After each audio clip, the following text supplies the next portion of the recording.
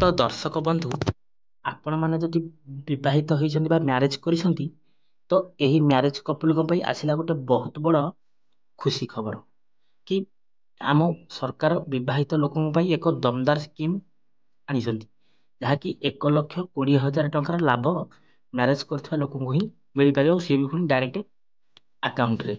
ତ ଦର୍ଶକ ବନ୍ଧୁ ଏହି 1,20,000 ଟଙ୍କା ଯେଉଁ ମିଳୁଛି ସେ ଯୋଜନାର ନାଁ କ'ଣ, ତାକୁ ପାଇବାକୁ ହେଲେ ଏହାର ଇଲିଜିବୁଲ୍ କ୍ରାଇଟେରିଆ କ'ଣ ରହିଛି, ବୟସ ସୀମା କ'ଣ ରହିଛି, ଯୋଗ୍ୟତା କ'ଣ ରହିଛି, ଏହାର ସମ୍ପୂର୍ଣ୍ଣ ଡିଟେଲ୍ସ ଟିକିନିଖି କରିକି ମୁଁ ଆଜି ଆପଣଙ୍କୁ ଏଇ ଭିଡ଼ିଓରେ ଦେଇଦେବି।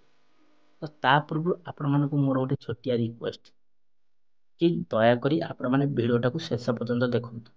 ଆଉ ଯଦି ପ୍ରଥମ ଥର ପାଇଁ ଭିଡ଼ିଓଟିକୁ ଦେଖୁଛନ୍ତି ଏବେ ହିଁ ଭିଡ଼ିଓକୁ ଗୋଟେ ଲାଇକ୍ କରିଦିଅନ୍ତୁ ଏବଂ ତା ସଙ୍ଗେ ସଙ୍ଗେ ମନୁଆ ନନା ମନି ରାଇଡ଼ି ଚ୍ୟାନେଲକୁ ସବସ୍କ୍ରାଇବ୍ କରି ପାଖରେ ଆସୁଥିବା ଘଣ୍ଟି ବଟନକୁ ଅଲ୍ରେ ସିଲେକ୍ସନ୍ କରିନିଅନ୍ତୁ। ତ ଆଉ ଡେରି କରିବାନି, ଏଇ ଯେଉଁ 1,20,000 ସରକାର ବିବାହିତ ଲୋକଙ୍କୁ ଦେଉଛନ୍ତି ଏହାର ଡିଟେଲ୍ସ ଇନଫର୍ମେସନ୍ ଆମେ ଆଜି ଜାଣିନେବା। ହଁ, ତା ପୂର୍ବରୁ କହିଛି ଭିଡ଼ିଓଟାକୁ ଶେଷ ପର୍ଯ୍ୟନ୍ତ ଦେଖିବେ, ନହେଲେ ଆପଣ ଜାଣିପାରିବେନି। ତ ଏବେ ଆଉ ଡେରି କରିବାନି, ଚାଲନ୍ତୁ ଭିଡ଼ିଓଟା ଆରମ୍ଭ କରିବା। Show let's start. Hello friends, ନମସ୍କାର, ଜୟ ଜଗନ୍ନାଥ। ମୁଁ ମନୁଆ ଆପଣମାନଙ୍କୁ ସ୍ୱାଗତ କରୁଛି ଆଜିର ଆଉ ଏକ ନୂଆ ଦମଦାର ଭିଡ଼ିଓରେ। ଦର୍ଶକ ବନ୍ଧୁ, ସରକାର ଆମମାନଙ୍କ ପାଇଁ ଅନେକ ପ୍ରକାର ଯୋଜନା କେନ୍ଦ୍ର ସରକାର ହେଉ କି ରାଜ୍ୟ ସରକାର ହେଉଙ୍କ ଦ୍ୱାରା ପରିଚାଳିତ ହେଉଛି। ଏଭଳି ପରିସ୍ଥିତିରେ ବିବାହିତ ଲୋକଙ୍କ ପାଇଁ ସରକାର ଏକ ଚମତ୍କାର ଯୋଜନା ଚଳାଉଛନ୍ତି। ଏହି ଯୋଜନା ଅନୁଯାୟୀ ସରକାର ବିବାହିତ ଲୋକଙ୍କ ଆକାଉଣ୍ଟକୁ ମାସିକ 10,000 ଟଙ୍କା ଟ୍ରାନ୍ସଫର କରିବେ। ଏହି ସ୍କିମ୍ ବିଷୟରେ ବିସ୍ତୃତ ବିଷୟରେ ମୁଁ ଆଜି ଆପଣମାନଙ୍କୁ କହିଦେଉଛି। ସରକାର ଏହି ଯୋଜନା ଅଧୀନରେ କୌଣସି ପ୍ରକାର ବିପଦ ନାହିଁ, କାରଣ ଏହି ଯୋଜନା ସରକାରଙ୍କ ଦ୍ୱାରା ପରିଚାଳିତ ହେଉଛି। ସେୟାର ବଜାର କୌଣସି ପ୍ରକାରର କାରବାର କରାଯାଇ ନାହିଁ। ତେଣୁ ଯଦି ଆପଣ ଏହା ପାଇଁ ଯୋଗ୍ୟ ତେବେ ଆପଣ ଏହି ଯୋଜନାରେ ବିନିଯୋଗ ଆରମ୍ଭ କରିପାରିବେ। ଏହା ସହିତ ଆପଣ ବୃଦ୍ଧା ଅବସ୍ଥାରେ ଭଲ ପେନସନ୍ ପାଇବାର ମଧ୍ୟ ସୁବିଧା ରହିଛି ଏହି ସ୍କିମ୍ରେ। ତ ଦର୍ଶକ ବନ୍ଧୁ, ଆମେ ଯଦି ଏହି ଯୋଜନାର ଯୋଗ୍ୟତାକୁ ଦେଖିବା ତ ସୂଚନା ଅନୁଯାୟୀ ଯାହା ଆସିଛି 18 ବର୍ଷ ବୟସରୁ 40 ବର୍ଷ ବୟସରେ ମଧ୍ୟରେ କୌଣସି ବ୍ୟକ୍ତି ଏହି ଯୋଜନା ପାଇଁ ଆବେଦନ କରିପାରିବେ। ଯେକୌଣସି ବ୍ୟକ୍ତି ହେଉ, 18ରୁ 40 ରଖାଯାଇଛି ବୟସ ସୀମା।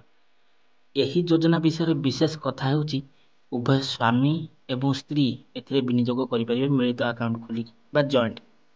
ସ୍ୱାମୀ ଏବଂ ସ୍ତ୍ରୀ ସହଜରେ ଏହି ଯୋଜନାରେ ବିନିଯୋଗ କରି ଟଙ୍କା ମଧ୍ୟ ଲଗାଇ ପାରିବେ ଏହି ସ୍କିମ୍ରେ।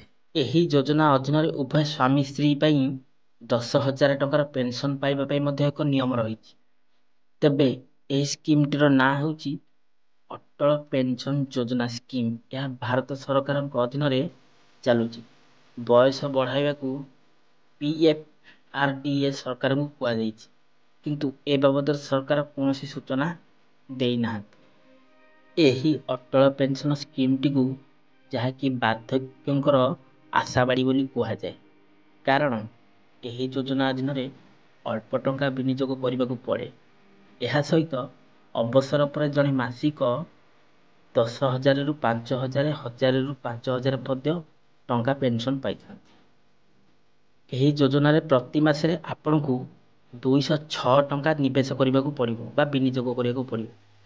ଅଳ୍ପ ଆୟ କରୁଥିବା ଲୋକଙ୍କ ପାଇଁ ସରକାର ଅଟଳ ପେନସନ୍ ଯୋଜନା ଆରମ୍ଭ କରିଥିଲେ। ପ୍ରତି ମାସରେ ଆପଣ କେବଳ 1,239 ଟଙ୍କା ଯଦି ବିନିଯୋଗ କରିବାକୁ ପଡ଼େ, ତାପରେ ଆପଣ ଯେତେବେଳେ 60 ବର୍ଷ ହୋଇଯିବ ସେତେବେଳେ ମାସକୁ ଆପଣ 50,000 ପାଇପାରିବେ। ତ ଦର୍ଶକ, ଯଦି ଆପଣ 1,239 ଲେଖାଏଁ ଡିପୋଜିଟ୍ କରିବେ ତ 60 ବର୍ଷ ପରେ ଆପଣଙ୍କୁ 50,000 ଟଙ୍କାର ଏକ ପାଣ୍ଠି ଆପଣ ଗଠନ କରିପାରିବେ।